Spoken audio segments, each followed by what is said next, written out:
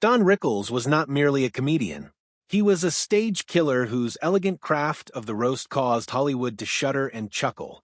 With no more than a keen wit and brazen manner, he elevated insult comedy from an uncouth trick to a high-wire routine of genius. He could take apart a film star, politician, or even a mob-tied singer with one utterance. And yet, audiences loved him. They laughed so hard. Tears streamed down their faces, and even the subjects of his skewering typically wound up laughing along. He gained the nickname Mr. Warmth, ironically enough, since in his performances on stage, he was anything but warm. He was bitter, sharp, merciless, and people love him for it. If this kind of story touches your heart, if you're someone who cares about truth, responsibility, and speaking up for the voiceless, please like this video, subscribe to our channel Star Vault TV, and share it with someone who should hear it. Let's get started. Behind all the guffaws, there was a bitter reality concealed. Rickles' career was founded on the toggling of insult and affection, but some names were fully unaffectionate. His private blacklist existed throughout his life, people he outright despised, those who represented all that was phony, lazy, or empty of Hollywood and politics. These were not joke setups. These were wounds, grudges, and naked truths Rickles covered up with the stage lights. For years, he remained quiet, employing his shield of humor. But in his later years, as he approached the end of a life that spanned 90 years, Rickles finally lifted the veil. He disclosed that the cutting insults weren't always insults. Many of them were knives directed specifically at the people he hated. His blacklist was provocative. A clueless actor who accidentally fell into politics, an overhyped film star admired for style more than content, a friend whose success was linked to the mafia, and even other comedians who Rickles perceived as phonies who wore tailor-made false laughter. The questions persisted. Why did Rickles, a man who never was known to fear anyone, remain quiet about his deep-seated hatred for all those years? Why, in a life lived fully through comedy, did he wait until his final years to unmask the bitterness behind the facade? To find out, we must return to where it all started. Don Rickles became famous during the 1950s and 1960s when Las Vegas was on the brink of becoming America's entertainment city.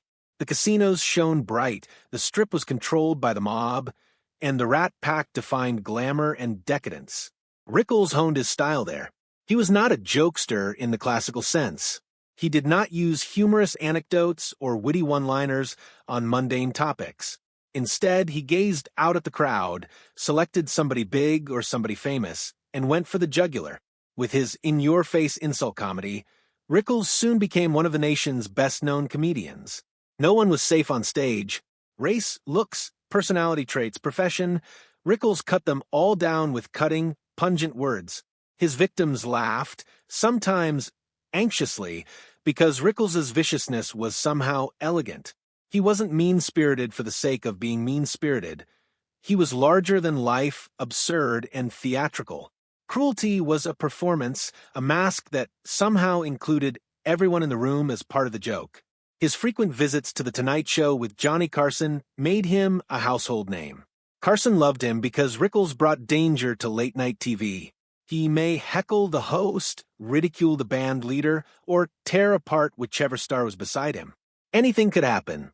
The audiences adored the anarchy. Carson's affectionate nickname for him, Mr. Warmth, only served to make the contrast greater. Don Rickles was not warm on stage. He was a scalpel slicing through Hollywood's illusions carefully manufactured. And yet, for decades, hardly anyone knew that not everything of his stage material was strictly comedy. Some of those nasty lines had real venom. One of Rickles' favorite targets was Clint Eastwood. While most of Rickles' stage victims were politicians, comedians, or Vegas celebrities, Eastwood was an exception. Rickles viewed him as the height of Hollywood's power to make a man with little substance into an icon. To Rickles, Eastwood wasn't a great actor, but a fellow who scowled his way to fame. Before the Vegas crowd, Rickles once shot, "Clint, you have two faces. One's a scowl, the other's a deeper scowl. And that's how you're made into a Hollywood legend." The crowd roared, but Eastwood, always gravitas, gave only a snarl.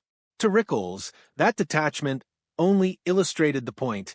Eastwood wasn't pretending, he was simply standing there, allowing the world to overlay myth upon his face. Year after year, Rickles reused his scorn. If he were born with Sinatra's smile, he'd be hawking tickets at a carnival rather than sitting in a director's chair. Another insult. Hollywood made a tall, quiet boy a Western hero. In fact, Clint's only good at one thing, staring until his opponent flees boredom. To crowds, they were side-splitting. To Rickles, they were confessions. Eastwood represented the travesty of Hollywood, where immensely great actors were lost while a guy with two faces became a legend. And each time Eastwood sat silently during Rickles's roasts, the silence provided Rickles with more fodder. Then there was Dean Martin, the Rat Pack's handsome crooner darling. On stage, Martin was suave charm personified, the quintessential gentleman with a glass of whiskey in his hand.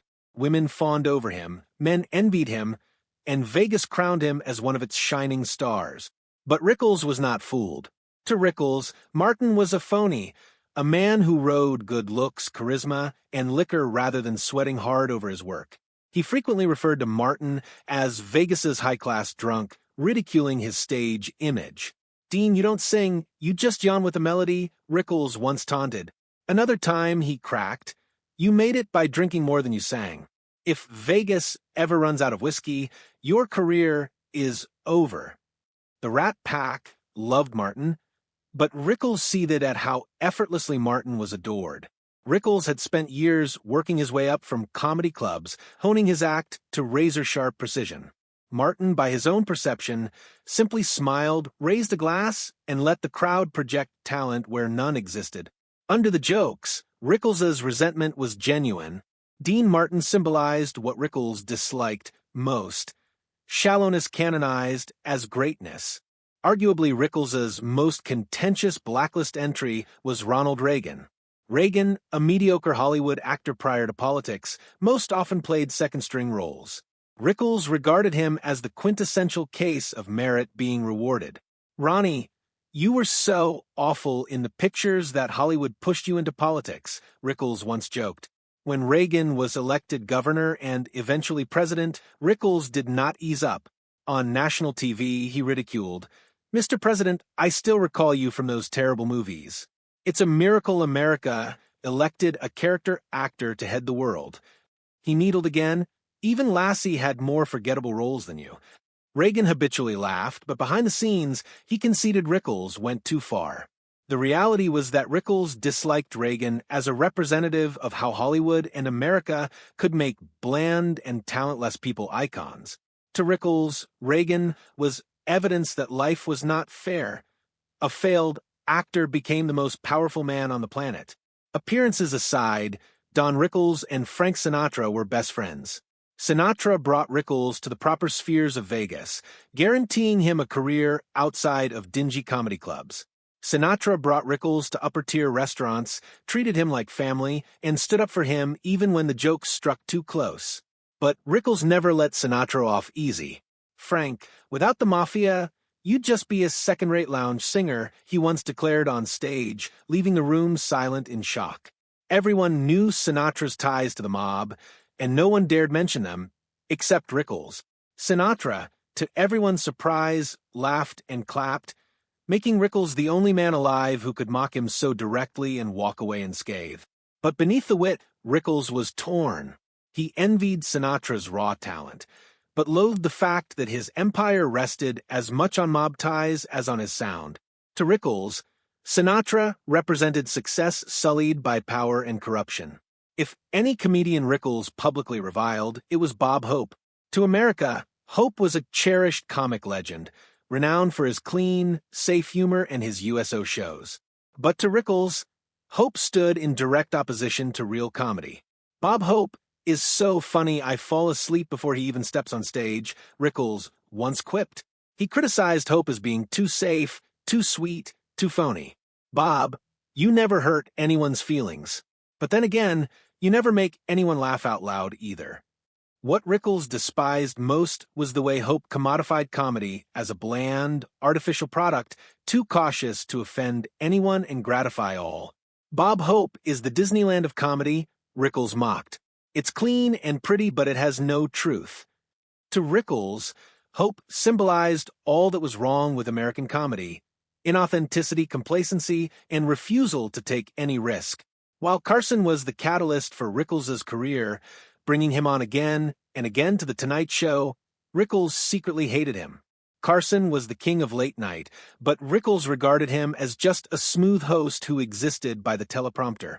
He once told Carson live on air, "Johnny, you're so charming that your wife left you." And the audience didn't even notice. Another time, "You're not a comedian, Johnny. You're just a host who got the longest seat in television history."